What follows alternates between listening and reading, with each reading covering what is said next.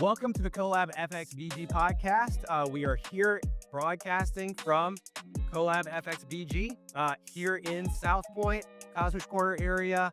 So we're glad to be able to have you joining us here for the CoLab FXBG Podcast today, where we focus on business owners and entrepreneurs in the Fredericksburg area that are building their business, their brands here in Fredericksburg, and that have a unique perspective and angle here in the Fredericksburg community. So I'm here with Marcus Toler, has a couple businesses, a few businesses, I should say, with Go Local FXBG, Go Local Productions, and Big Day Productions, each bringing a different aspect to the business. So I'm excited to be here with Marcus today, shooting some content, being able to get really his angle on uniquely building your brand in the Fredericksburg area. So glad to have you on today, Mark. Hey, thanks for having me, man. I'm super excited. I know we've been talking about this for months. I'm really excited to see this thing come together. So yeah, thanks for having me. Absolutely. So Mark is just from a really bird's eye view. Give me a quick understanding, because one of the things you've talked about was the synergy between your businesses. Give us a little bit of an understanding of what each one of your businesses does. And then even after that, we can come back and talk about the Yeah, between those. for sure. So, I mean, like I was telling you before, it's an ecosystem is what I like to call it, right? They all feed each other. Absolutely. And really people ask me all the time, it's like, what do you do? Events and marketing. Right. That's it. It comes down to that. And now we've added a nonprofit piece because my mission with the nonprofit is to create more entrepreneurs in the community. And also just give people the opportunity to have that real world experience to figure out if this is the type of stuff they want to get into. Absolutely. With those thoughts in mind, and Marcus, I know you've been doing marketing for a long time. I know seeing some aspects going back to the MySpace days Yeah. on that side, long before influencer was a job title that folks were talking about. So why is Fredericksburg such an important place for you to be able to build when it comes to marketing and branding? I mean, I've always said Fredericksburg is like the center, the hub, right? So we're in the middle of you can go one way and go to Richmond, you can go the other way and go to DC, right? So I mean, we're in the capital of the world pretty much. Right. At least America. You know what I mean? So we have everything here. I mean, when I was young, I worked at the FBI Academy and helped them build a parking lodge for the drug lab, right? Right. So it's just this is a really influential place. And there's just, it's funny. I've been here long enough to call it home, I think. And I listen to the natives talk. You've always got these people who are like, oh man, I need to get out of here. I'm like, nah, dude, just move down the street, get a new Right. start like in Spotsy instead of Fredericksburg. Because it's just land of opportunity. It Right. really is. I love it here. I've always just enjoyed being here. Absolutely. So speaking to of planting your roots, and one thing that's fascinating to me is you've talked a lot too about your experience really as a single dad and an entrepreneur. That's a very difficult kind of balance. It really is. I tell everybody when I got my daughter full time in eighth grade, I was a rock star DJ. I was on top of the world. I had a beer pong company, right? Yeah. And I'm running up and down the road, partying it up every night of the week. Life was a big party. Yeah. Even though there was a business there, very much so. Right. I didn't treat it like a business. I was just like, hey, this thing runs on its own, and all I got to do is show up and play music and talk on the mic, right? Right. But that's where it all shifted because it's like being a single dad. I hate to say it, dads out there, but we're not prepped Right. to be solo parents. Right. It's just not how we're not wired for that. So that alone was like, oh, this is different. And I remember that first morning waking up at like 6 in the morning with a hangover, like from the night before. And I was like, this ain't gonna work. This is not gonna work. And that's really where I was like, I have to take the expertise from the marketing and pivot. Right. So tell me a little bit. I mean, even for somebody who's a new parent myself too, how do you balance kind of the grind of things and making sure you're being able to take care of your kids? Especially, I know that has to come to play with being a single dad too. What were some of the things that you learned along that journey that really helped you be both? I mean, I tanked it along the way, like it's funny, all my friends and, people around me are like, man, you're an awesome single dad. But in, Airmont, we talked about earlier while we were setting up, like we're perfectionists, right? Right. So it's like we're never good enough in our own mind. Right. But looking back on it, I would say things I learned is just time management. I mean, that's the crucial part, right? Because you can't you can't avoid the responsibilities of being a parent and the family time and all that. Like, I definitely dropped the ball on that along the way. There was Yeah. definitely some hard moments where my daughter's like, "Where are you at?" Right. And I'm like locked in the grind, right? Right. So if I had it to do over with again, or advice to other people out there like yourself, Absolutely. is really just time management and being very intentional with your time. Because I feel like as I got older, it become really obvious that time is priceless, right? It's the most valuable thing we got. And I feel like as entrepreneurs, we get trapped in this rat race of trading time for money. Right. And in the beginning, it was like, oh, you got $50, I'll do whatever, right? Not really, but you know Yeah. what I mean? That mindset started shifting to where even right now I'm struggling. I'm starting a new business. I've got a nonprofit I'm building out of pocket pretty much. And I have to really analyze where I put my time and energy to. Absolutely. With that thought process too, one of the other things that came into play, obviously you're very local focused. That's obvious even just with the naming, your Right. branding, et cetera, on that side too. So talk to me a little bit. We were just talking as we were setting up here too, of why do folks not use more local businesses when they know that they can get that level of service, when they have that level of expertise? What do you think that is? I don't know. It's this weird thing of I think we see our friends and local people around us. We don't see the real success. We don't, even though we trust them, we don't for some reason. And I think it goes back to you're scrolling the internet and that influencer online pops up with the mansion and the Lamborghini, and then instantly you're like, man, that's the guy. That's who Yep. I want to be. That's what I want to do. And I tell people over COVID, I got trapped into that. I Yeah. spent 20 grand on a coach, and he sold me on the hey, I used to be Grant Cardone's guy, and you guys, you know who Grant Yeah. Cardone is. A lot of people still don't. Um, I got sold on that vision and that dream. And now, granted, I did see that guy get his first Lambo. So that did open my eyes to go, you know what? This is a thing. We can do that. But when you go back to local centered, that's not how to approach it, right? Because locally, I don't feel when I look at that on a local level, like someone that's claiming to be the influencer Right. locally, I'm looking at how involved are they in the community? What are they doing in the community? Like, are they giving back? Are they helping in the Yep. community? Right? Because there's a balance. But I think people, I don't know, it's easier to work with somebody online and not have that personal attachment. And if Sure. you break up, you don't got to worry about the back end of people whispering and it's things like that. You know what I mean? Definitely. And thinking about that has been, as you were mentioning before, sometimes folks know somebody around the corner that's been doing this for 15 or 20 years, but Still hire them. it's not validated because they didn't see him on an ad online. It's like you've seen this guy's work, you've seen what they Right. do, and I think it's time to kind of shift our mindset and understand that local business owners have been doing this. They know what they're doing. Right.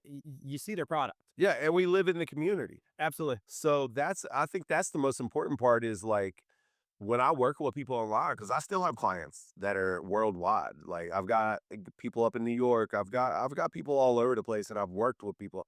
I've got an intern this summer that's from Egypt. Yeah. So it's like, but I know what like with that intern from Egypt, for example, Right. I can't get her to produce local content. She has no clue what Right. Fredericksburg is. Now on the back end, like SEO or technical stuff, it's all that Right. I always say there's universal things that every business needs or every website needs or Right. whatever, right? There's those universal things, but local is a whole different level. You have to be local to know local. Absolutely. Have to understand the community to be able to make Exactly. the right content that makes sense for Exactly. that area too. Um, another, aspect that we talked about earlier too is with a lot of entrepreneurs building their own businesses in the area, there can be the danger of just rebuilding the same thing that's already exists in the community, Duplicating. duplicate rather than differentiation is Yeah. one of the things that you've talked about before. So how can somebody who's looking to start a business or somebody who already has a business really differentiate their brand instead of just throwing out a copycat of something that's already there? Well, I think it's important, and I experienced this day one from the nonprofit, right? I think it's important to actually go out and talk to people that are doing what you want to do. And not everybody's going to be receptive to it. And that's okay. That's Right. okay. I don't need to talk to every marketer in town to figure out who's doing what. But I think it is important to understand what everybody's doing and how you're different. And I think we need to connect dots and play off each other. I always say I've got this little tagline that I've been saying, and I might have heard it somewhere, I might not have, but I say collaboration over duplication, collaboration over competition, right? If we can find ways as local entrepreneurs, we need to be supporting each other first and foremost, right? Whether it's, hey, I don't sell real estate, but here's my favorite real estate agent. Absolutely. Referrals are huge. I mean, speaking of real estate, some of the most real estate agents swear by referral and word of mouth. Right. Same thing with my event company. 80% of my business comes from referrals and word of mouth and just repeat business. Right. But that's not enough. It's enough to pay my bills and be okay and have a 9 to 5, basically. I call it all the time is like, did you start a business or did you just become your own boss of your own 9 to 5? Right. So there's just so much that goes into it. But I encourage everybody starting a business or trying to scale their business up, especially in the marketing space, is go figure out what everybody's doing. Don't try to be the better person than the guy that's the SEO guy, Right. especially if you know SEO is not really your thing. Right. I've seen so many times where people are like, oh, well, he's offering that and I got more connections than him. So I'm going to be the SEO guy now. Exactly.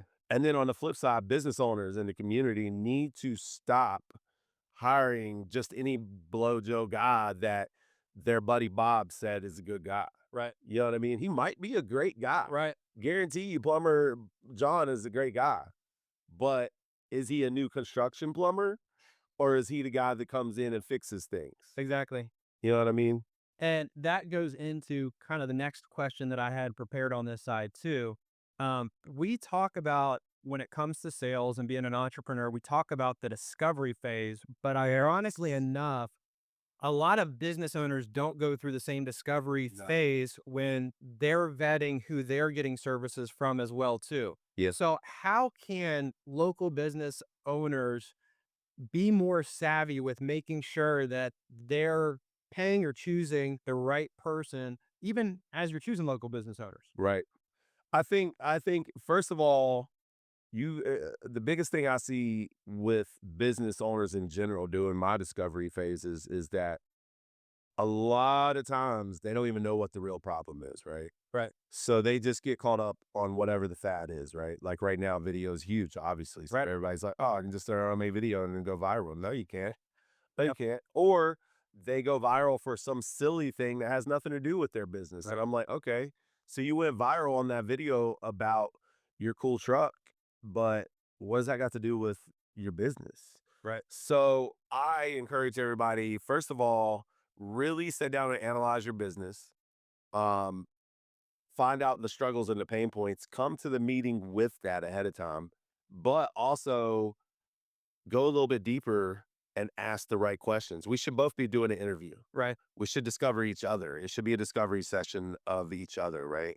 Because a lot of times we get trapped in this, well, he's the doctor, so he knows how to fix my health Right. problems, right? So same thing with marketers, Right. people, and all the things is like, well, somebody said he was a professional, so I'm just going to trust that he knows what he's doing. Right.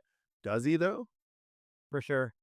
I mean, especially folks throw around a couple jargony phrases. They sound technical and proficient, but it's important to know what you need out of it. And I think a lot of times that can do with making sure you're willing to even get the right professionals on board to be able to analyze your Right. business because hey, you're a professional at doing what you do. You might not be a professional Bingo. at recognizing the next step from a business perspective. Yeah. You might be the guy who's an absolute pro when it comes to roofing and you figured out the pricing, but do you understand the next steps to be able to mobilize your social media strategy? No, No. definitely. And folks, don't be afraid to invite folks from the outside Yeah. to be able to, once again, collaborate, understand, hey, what are some of those weak spots that you Right. have as well. So I think that's a big part that a lot of folks don't do that you've talked about is a major Well, I focus. think so. Here's one of my favorite sayings in the marketing space is that you started a roofing company to be a roofer. Right. You did not start a roofing company to be a Google ad specialist. Exactly. And I know a lot of entrepreneurs that try to figure out how to do it all, me included. I've always tried to figure it out. It's always hard for me because I am a marketing guy, I am a techie guy. Just a But couple bucks, right? yeah, we're all trying to save a couple dollars, right? Or you got burnt that one time. That's a big one. It's like you got burnt that one time, so now you don't hire anybody that says anything about Google ads because that one time. Let's be real. So something I learned from the online space was it's not always the marketing. Sometimes 80% of the time it's the offer, right? And people are like, well, what's an offer? And I'm like, what's your deal, man? Like, and you got to be, and another big thing, like restaurants are big for it. You see Chick-fil-A when the app came out, everybody got a free Chick-fil-A sandwich to sign up. So they were like, hey, we're gonna budget 1 million chicken sandwiches to capture all the data. Right. And then you go to a local business owner and you're like, oh, you're struggling with business. What's your prices look like? Right. Oh, you got $20 burgers and I can get Chick-fil-A for 8. Yeah. It's got, like the kids say, make it make sense. Right. And don't be afraid to spend some money. You got to think long term. Too many people are thinking short term ROI. Right. And then it's like, okay, that was cool. It was a cash grab Right. and you made some money, but a year from now, what are you doing? You're dead again. Right. And that's why even one of the things we talked about last time is being able to know your numbers, being able to understand everything like lifetime value, being a major aspect, return on ad spend. Yeah. Those aren't just Cost per lead. big words that folks are throwing around. Those are critical to the lifeblood of your business and understand how you're growing it, how you're building it. Right. Um, so speak a little bit to that, especially being on the marketing side. I know that's a major priority of yours. Something I learned early on, like when you start talking about lead acquisition cost and cost per lead, right? Here's where people let's talk roofing for a second, because roofing is one of those high ticket niches, right? Right. It's not cheap to get a roof. I don't know what it costs, but let's just say 20 grand to get a new roof. I Right. feel like that's probably realistic, right? Well, if I'm a roofing company and I'm running lead generation ads to get new clients, it's not realistic to go, I should be able to get new clients for $5 a lead. Right. No, it's not going to math. Right. $10,000 customer and you expect to get them for $5. Right. So people get all called. I've worked with clients. I've seen it. Well, I spent $5,000 in 30 days and I only got 4 new clients. Sir, you got 4 new clients that paid 20 grand each. Right.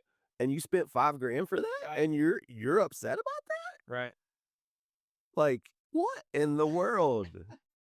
So, what would you say are the metrics from a marketing perspective that every local business owner should be aware of?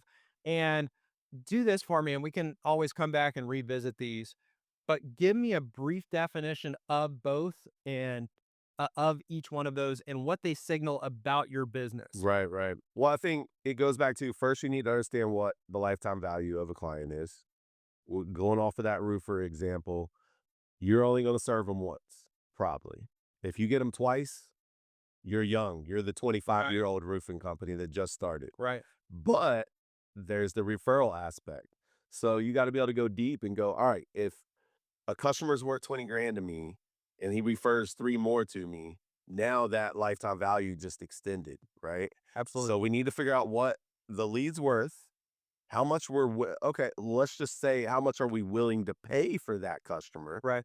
versus how much we think or how much it actually costs. You got to start somewhere. Right. Like if I'm going to make 20 grand off a customer, how much am I willing to pay to get that customer? Right. Right. So those are two crucial metrics to start out with. Right.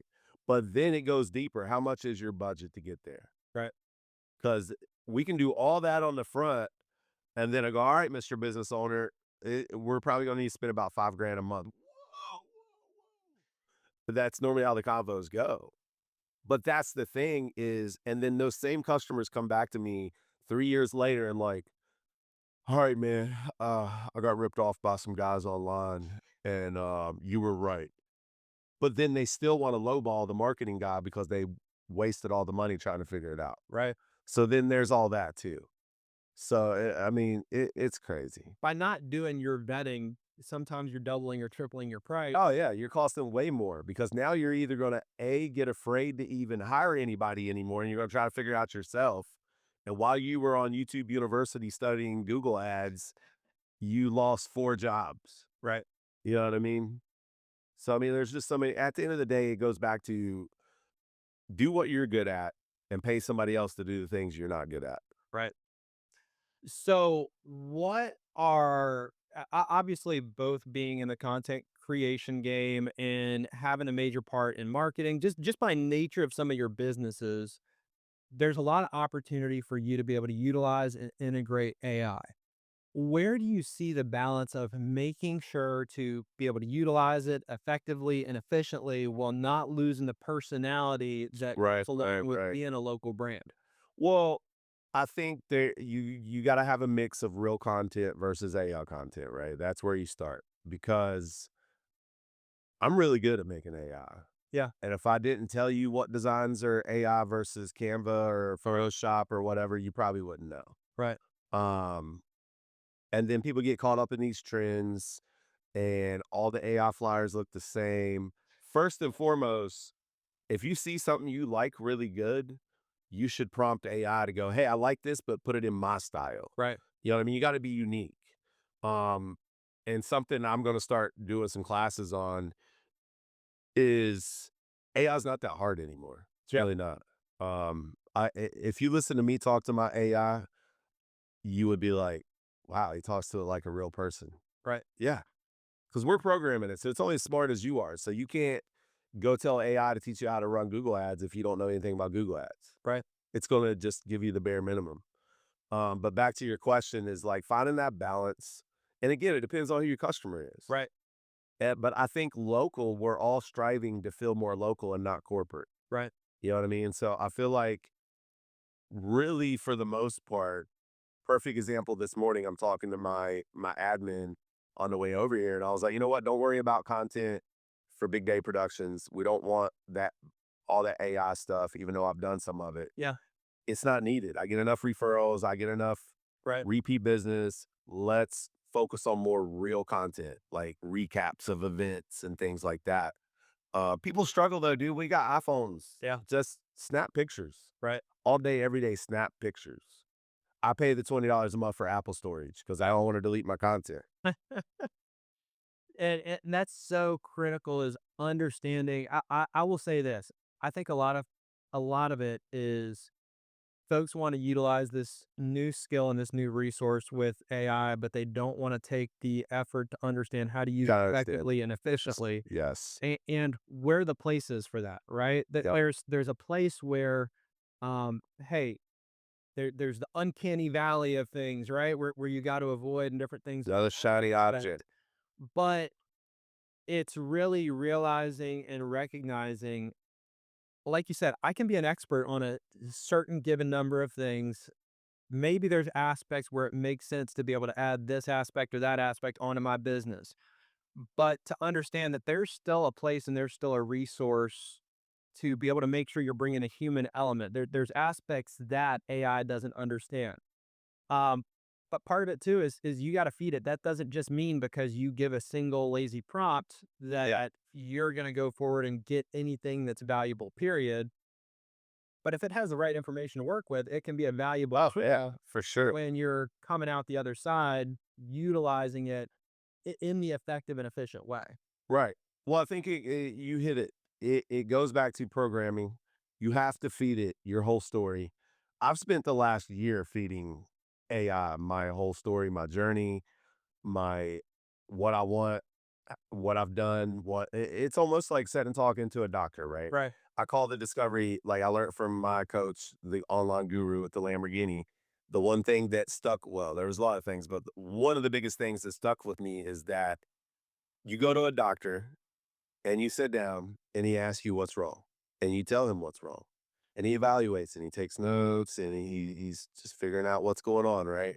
And then because he's the professional, we trust him to solve the problem. So Right. that's a lot of it right there, right? You can use that in every scenario. Right. You use it for AI. Like, here's what I've done so far. Here's my journey. You got to feed it. You got to feed it. I mean, in a real way, you have to have a discovery conversation to be able to have anything that's even useful in the Anything. first place. But what I've seen just in industries and the different aspects that I've been a part of, the people who already know and understand the business, it provides so much more value to them over the folks that are just trying to utilize it to bypass, for instance, using someone local. Right. I've noticed that a business owner who understands the business, their output with that, because of the information that they're able to feed, because of the expertise that they're coming from, they know the outcome that they want when Yeah. they are utilizing AI, ends up being 5, 10, 20 times Oh, yeah. more valuable or Then beneficial. then it's the actual cheat code. Right, You know what I mean? But people that don't even know what they're doing to begin right, with their business, and they're in that phase of discovery of the business, you're not going to be able to take AI and go, you know what? AI is going to be my whole marketing team now because, right, the, and again, getting caught up on that shiny syndrome, the gurus online are feeding you content to make you believe that this is the answer and the solution. right. And you see that quick little 20-second clip of, I used AI to replace my whole marketing team. No, he didn't. Yeah. He really didn't, guys. Stop falling for it. It's not the truth. So, speaking of really getting back to business and being focused even on the local side too, um, how would you encourage folks to be able to utilize in a smaller business? What are the um I just totally blanked for a second. Sorry. Just give me a minute there. Sorry. No, Sorry. just getting back, maybe one more takeaway. What are the metrics that a business owner should be looking at on a daily basis? What are those things that they should and shouldn't be focusing on that end? Well, I look at it like a personal budget, right? You got to know how much your bills are, right? You got to know what your overhead is. So, like when I meet with people, friends, businesses, whatever, one of the first things I ask them is like, "Hey, what's your overhead? Right. What does it cost for you to live comfortably?" And a lot of times, I feel like we get caught up in not trying to blend personal with business, but you have to. Right. I got to know what the office rent is plus the mortgage. Right. Because one, you don't pay the mortgage, you don't make it to the office. Yeah. So I feel like you got to, sometimes you got to just block everything out for a second and go, all right, let's get back to the basics. Right. What does it cost to do a job? How much labor do I need to spend to do it to where I don't kill myself to make Right. extra $10, right? Because I do think there is one thing that we're all starting to learn and get better at is we're learning our time's valuable. It's priceless. And sometimes I'd rather pay $100 to get something done than take 5 days to do it. Right. Speaking of AI, for example, I've learned in the last 3 months, it's quicker to go to Canva and design something than argue with ChatGPT about it. I remember the first time it hit where I was like, I could have been done with this. Yeah. I could have did it the way I normally do it. Right. So stop trying to replace things when sometimes you're already good enough at it. Don't Right. leave that alone. So it's really doing back to the discovery, man. You Right. got to sit down and do that discovery and figure out where you are, where you want to be, what you got to do to get there. Right. And I got ADHD really bad. Yeah. And I'm a firm believer though, like you got to write it down somewhere, whether it's in your iPad notes, your phone notes. It's not real until it's written down somewhere. Yeah. But also when I first, I'll never forget, we had a huge blizzard like 20 years ago.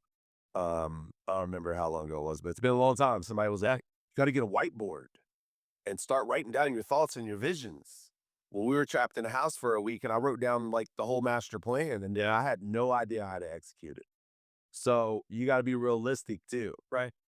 because we're all in different phases, right? Right. So just because your buddy's got the same business and he's $1 million a year business and you're only 250, don't mean like I got to figure out how to get to 1 million Right. right now. You know what I mean? So things like that. It's just, I think just sitting down and figuring out what the plan is and how to get there. Yeah. And with your kind of local focus, one of the things I honestly probably should have hit on earlier, but I would love to just hear maybe in a closing remarks angle of things. Tell me a little bit about your vision for each one of your brands and just kind of the connection to the community with each one of those brands too. Yeah. I mean, just to recap on the brands. So we've got Go Local Productions, which is pretty much the marketing brain behind the other two. We've got Big Day Productions, which I call the event space my 9 to 5, right? Yeah. Because I've been DJing since 2005. It's the bread and butter. Right. If things get tough, I can go DJ 6 nights a week and be fine, right? Yeah. And then we've got now the nonprofit, right? And truthfully, it's funny we talk about local and local business and marketing, all things. I started the nonprofit because I got tired of working for free for small business owners. Yeah. And I was like, you know what? How can I give back and not care about the money aspect so much? Even though now I'm begging for money Yeah. with the nonprofit, it was, what can I do for the next generation? Because Right. the next generation is not this generation and they need it. So so to go one by one, I'll start with the nonprofit because that's the most passionate project. I want to create more entrepreneurs in the neighborhood, but starting with the kids Yeah. because they're the next generation. And I see mixed signals for it, but I'm starting to see the old business owner that has the company that's been around for 50 years. Right. He's passing it to the son finally. Right. But here's the thing. The son only knows how to do the HVAC part. He doesn't know the business part Right. because his dad never trusted him enough to show him that part Right. probably. Or it just never happened for Yeah. whatever reason. So my daughter's 23 and she's went to some of these places and she's like, well, the son took it over, but I don't ever see him. He's in the field all day. And I'm like, yeah, because he's doing what dad did. Yeah. You know what I mean? So, but with the nonprofit, it's just a local mission to create more entrepreneurs. And I'm working a lot with local nonprofits with my interns and these programs that I'm creating because I realized we have so many good causes in the community Right. and we don't even know they're there. Right. We don't even know they're there because I don't want to call them out. They suck at marketing. Yeah. They're good at the calls. Yeah. The food bank's super good at collecting food and giving it out to people. Right. I can't say the food bank ain't good at marketing because they're great at marketing. Yeah. But it took them a minute to get there. Now they Yeah. got the funding to get there. And I think that's part of it is recognizing and bringing professionals into your corner that locally know the market. Yes. And that's the heartbeat of everything we're talking about. That's Yeah, the heartbeat. local, man. It's the heartbeat of what you're building. It's the heartbeat of what we're building here. And I don't know, just kind of as a side tangent for what we're building here at CoLab FXBG. I mean, that's the heart of the brand that we have here is to come together. Right. Lab, it's the place where we're Collab. writing, we're coming together, CoLab. collabing, Yeah. right? So, I mean, even just the opportunity to do this, to have real relationships and conversations with local business owners, we love this aspect where, hey, we get to provide value and exposure on this, and you get to provide back to us the same thing we're Right. able to see on this side, but also to be able to provide your experience and expertise. Absolutely love what we get to do on that end. I think that's a big key is like I learned something from every conversation. Right. Every conversation I learned something new. And I think it's just crucial that we have to pay attention to those convos and just take away something. Absolutely. Because now you're not always going to do business with everybody you talk to either. Most of the time, you're not going to do business with the people you talk to. We have a lot of convos on our daily that you're thinking like could have been business, but it wasn't for whatever reason. And I think I'm trying to get better at just creating those natural relationships Right. where things like me and you, when we first met, we just clicked. Absolutely. We clicked. It's been natural. Hasn't been forced. Right. You know, you've chased me to be on the podcast. And that was it. Yeah. And I knew it was coming from a place of good. Yeah. It wasn't like, hey, come over here so I can sell you. Right. You know what I mean? It was never that. So I think going back to focusing on local is like we have to do better as entrepreneurs of getting out there and having those combos, Right. because we get so stuck in the craft Right. that we forget to go outside sometimes. Right. Because then you're like, well, shoot, I got dinner with my wife. I got to go feed the kid. Yeah. We got soccer practice. Like, I don't have time to network. No, we have to find time to network, but also like find the right people to network with. Like, I'm not going to throw anybody under the bus or anything, but there's networking situations that don't fit my vibe. Right. And that's okay. I'm not mad at them. I don't care. I got to find the right rooms. If you're in a room where you feel like what you're saying is just hitting the wall and no one's catching it. Yeah. Switch rooms. Yeah. Because I can tell you now that since I'm in the nonprofit, when I step in education rooms, they love me. They want to kidnap me. Yeah. Because they're like, oh my God, you're here for the kids too. Yeah. So it's like, stop forcing into situations that you don't need to be in. You know what I mean? Like, we got to focus on where vibe is, where they say where your tribe is. Find your tribe. Right. And I think another thing that we lean into that you mentioned as well too is we want that differentiator, and part of that is you still got to make sure that you're perfecting your craft. You got to make sure that you're looking for what the local market needs. I mean, for instance, here in the studio space, we've provided something unique with the high level of content that we're able to provide with the Y brand of services, and I love the customizability of this space that we can be able to make it any which way to be able to meet. Well, and that's important too. That's important because I mean, you know, we've talked about this numerous times from day one before you even had put the first brick into this thing of like, hey, what do you see in the space for content? And I'm like, I see a lot of people trying to just do this generic thing that's one size fits all. Right. And it's not, because then that's how you end up with 10 podcasts in the community that all have the same background. Right. You know what I mean? Absolutely. So I love that you guys have all these different selections. And I also love that you don't just, a lot of times you walk into a studio, audio, video, whatever, and they're like, what do you want to do? Yeah. And I'm like, I don't know. You're the professional. Yeah. What do I want to do? Yeah. So again, it goes back to that discovery, right? Absolutely. When you go to the tattoo guy, like hopefully if you go in there and tell him you want an ice cream on your face, he'll tell you it's probably not a good idea. You know what I mean? Yeah. It's like if you go to the doctor and you're like, my liver ain't feeling too great, can we just get rid of it? No, sir, we can't just get rid of it. Let's figure out how to fix it. Right. So again, it's the discovery, having that discussion of like, hey, I got this idea. Here's what I want to do. Right. Find the right person to bring that to life. You know, not saying you can't bootstrap it to get there. Yeah. Because you can. Because like we were talking, you were like, you know what? I'm going to offer something for somebody like me. I already know. I just don't have this space. Yeah. But I know how to use it if I wanted to. I mean, like you said too, it's building the offer for the community, and just to kind of bolster the front to end, as we talked about here, taking a lot of those aspects is your local business owners know the local vibe. They know what's going on in the community. They know what's needed. Make sure that you're reaching out, connecting, understanding what's actually needed in your community. Yeah, I understand it, man.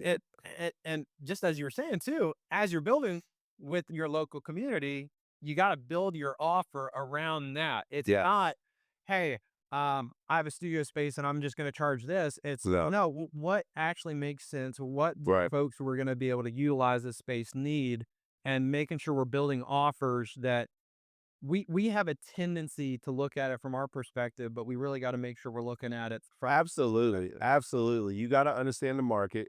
Because there's always somebody that does something that you're doing. Right. You know what I mean? Now, it doesn't mean they're better or they're worse, but we've all seen the guy that in our head is like, he sucks, man. Why is everybody hiring him? Yeah. Going back to local, because everybody trusts him for whatever reason. They trust him more than they trust you. So why do they not trust you? Because they don't know you. Right. So unfortunately, being the best at something is not always the solution, right? So Absolutely. you still do got to get out there and talk to people and introduce yourself and build the relationships. But also, it goes back to that catch 22. I had a phone call yesterday. Someone I've known for like 10 years called me and told me all the money that they've wasted online with the gurus with the Lamborghinis. And I'm like, why'd you do that? You know me. Yeah. Well, blah, blah, blah, blah. I'm like, no. Yeah. You know, you could, at bare minimum, call the local guy for advice. Yeah. Like, call the local guy and go, hey, I got this guy online trying to sell me $20,000 package. What do you think about it? You know what I mean? At least call somebody and have the convo, man. Yeah. Like, it's just crazy. But you got to know the audience. You got to know what their price points are. It's like for the event space, for example, coming out of COVID, people would pay whatever for Yeah. DJ for a wedding because they just didn't. They were so worried they weren't going to be able to get married Yeah. because of COVID. And then a lot of us were like, "Oh man, we're getting rich. This is the new standard."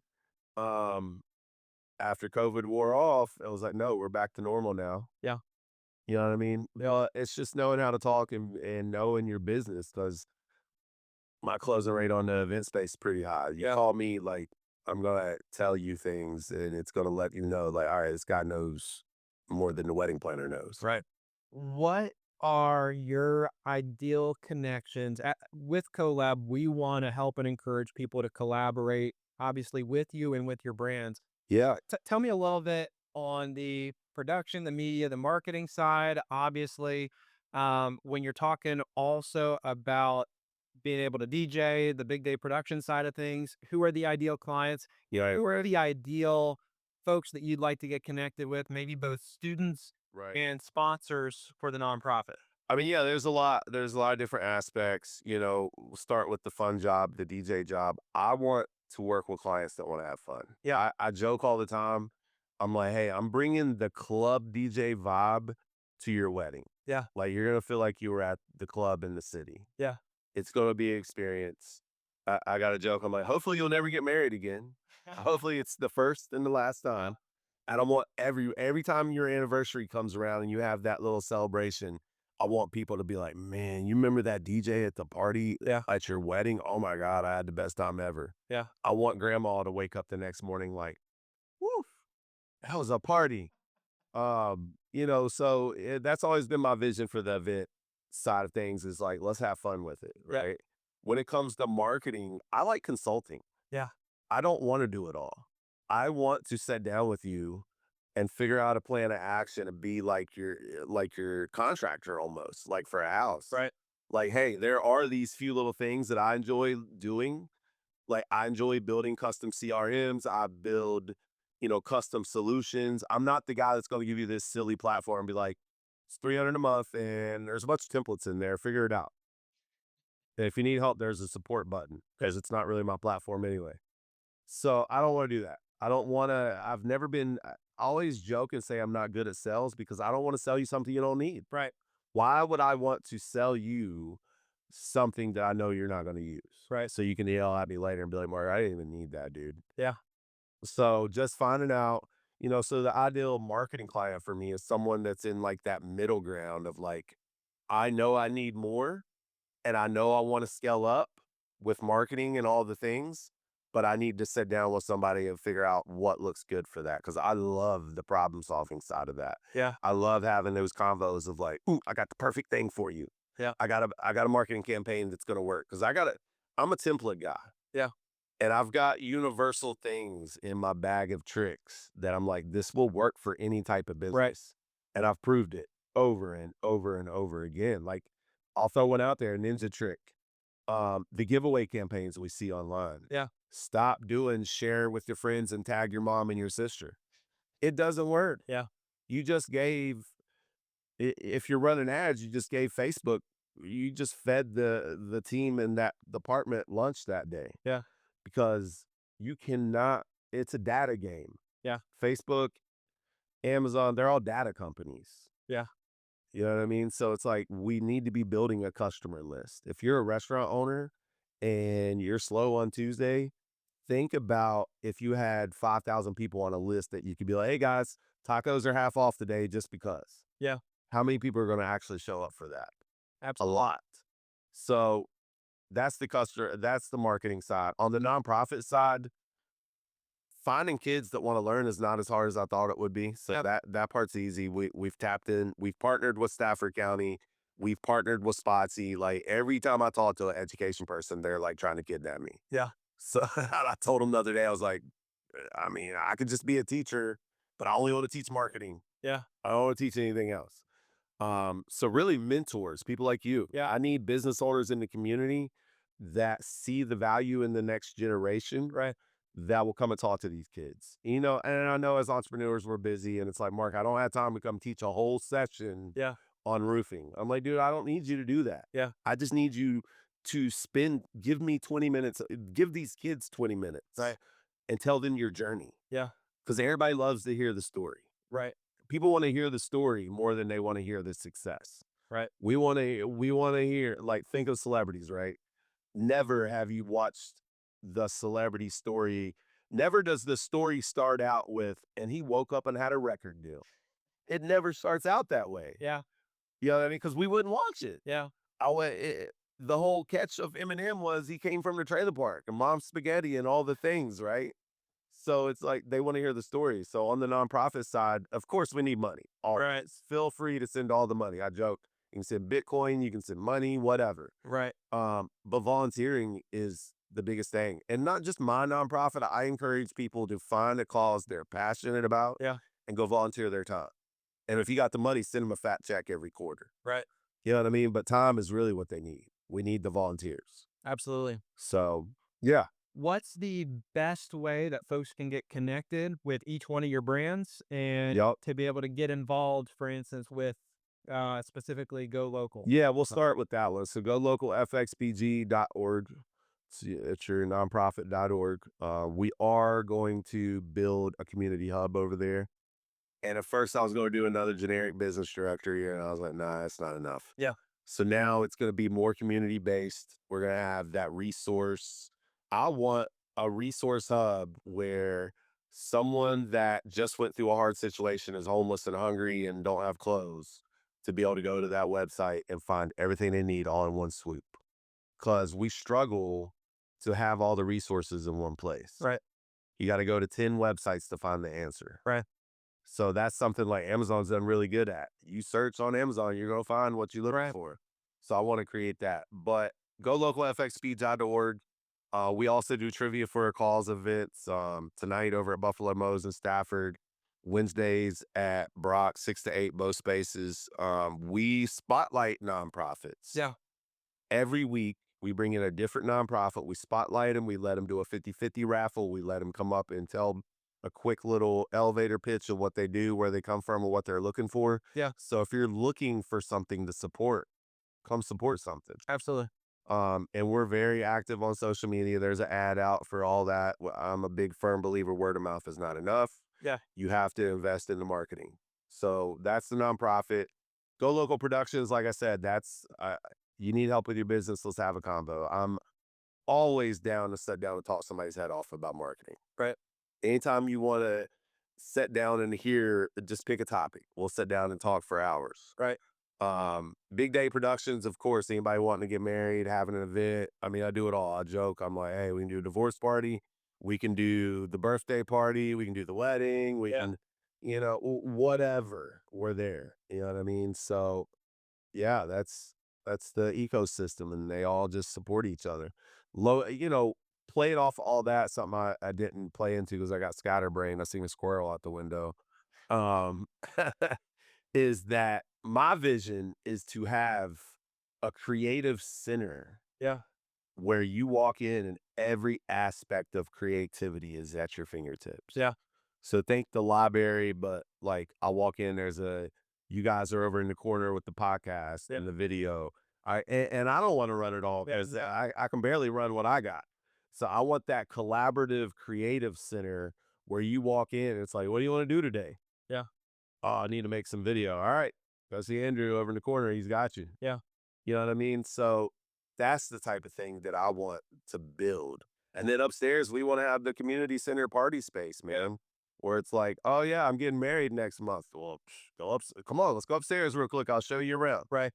So that's the vision. And it's crazy. Speaking about local, there's a school, a private nonprofit school called the Oberly Academy. Okay. And their mission is special needs kids and challenged kids, like people that got in trouble and they got kicked out of school. But something I found very interesting about them is they built a new school privately funded. Hmm. It was like $3 million. Yeah. And I'm like, there's good people in this community. Right. And that's going back to community. That's what I love about this community is that it's weird. We think it's hard to find the community, but they're here. Right.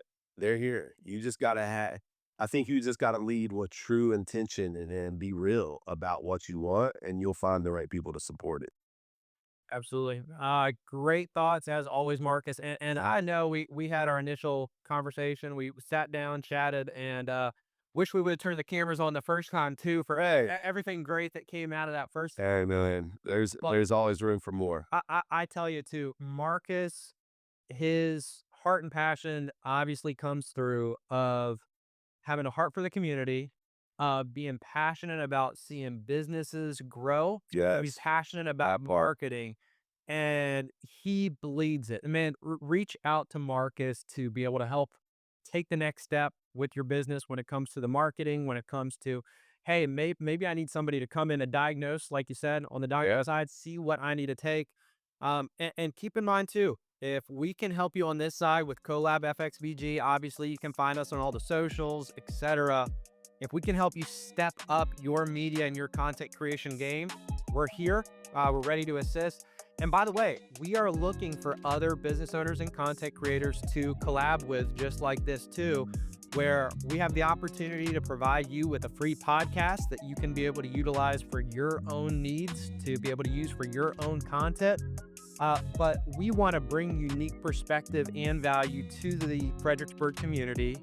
And we want to provide that value as well too. So find us on the socials, reach out, feel free to DM us, message us if you'd be interested in getting the spotlight on your business. And we love to connect with you on that side. Obviously you can find us at our website at CoLab FXBG. If you say, hey, Andrew, I could really utilize this space. The space looks incredible with the customizability and such. Or if you say, hey, you know what? We could really take the step up. We could really use somebody on the back end to be able to help with editing the content. We also need somebody on the front end to be able to help us create. We have folks that can help from start to finish. We want to make sure that we build the package that makes the most sense for you.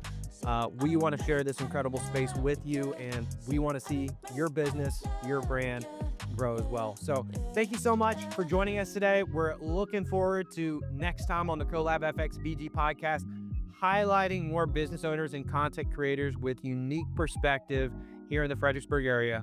See you next time.